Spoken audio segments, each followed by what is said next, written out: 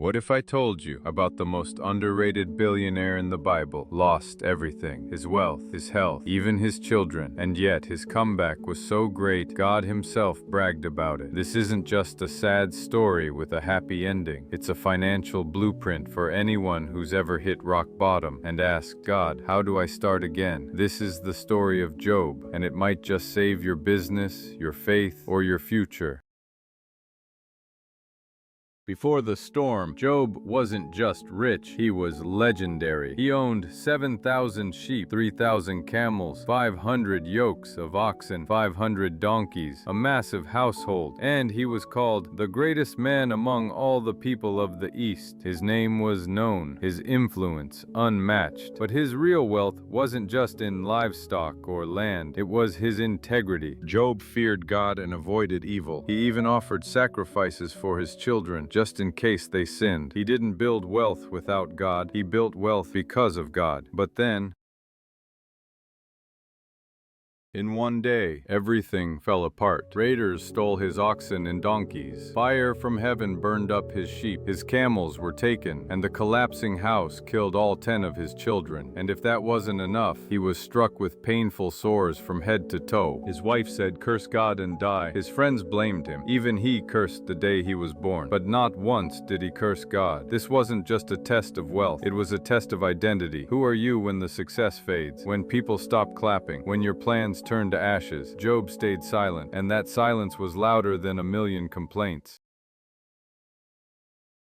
Job didn't chase comfort, he chased clarity. He asked questions, he wrestled with God. He sat in ashes, but didn't walk away. He said, "Though he slay me, yet will I trust him." That's not delusion, that's depth. Job understood something most people miss. Your faith doesn't prevent the storm, it positions you for restoration. He grieved, but he stayed faithful. He complained, but he stayed grounded. He lost everything, but he never lost his relationship with God. That mindset, that's what made him wealthy long before the livestock.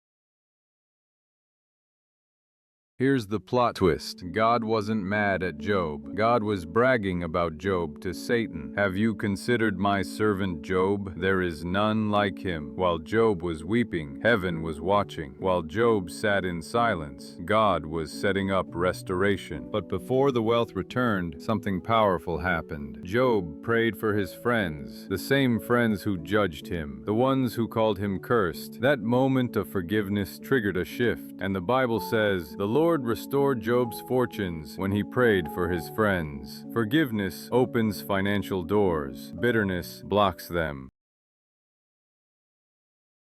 God didn't just give Job back what he lost. He gave him double. 14,000 sheep, 6,000 camels, 1,000 yokes of oxen, 1,000 female donkeys, 10 more children, long life, peace, honor. And this time, his wealth came after his pain, after his prayers, after his purification. This wasn't just a comeback, it was a confirmation. God rewards endurance with elevation. Integrity is greater than income. Job was wealthy before he was rich. Don't curse your collapse. Sometimes loss is the setup for legacy. Stay faithful when you're empty. Your reaction during loss determines what returns to you. Forgive forward. Job's breakthrough came through intercession. God doesn't forget pain. He turns ashes into assets on his timeline. In a world chasing quick money and viral success, Job's story reminds us, wealth built with God lasts longer. Influence built with integrity multiplies. Your current suffering might be a setup. Your breakdown might be the birthplace of a blessing. You don't need to go viral. You need to go deeper into faith. Because sometimes the greatest business strategy is endurance.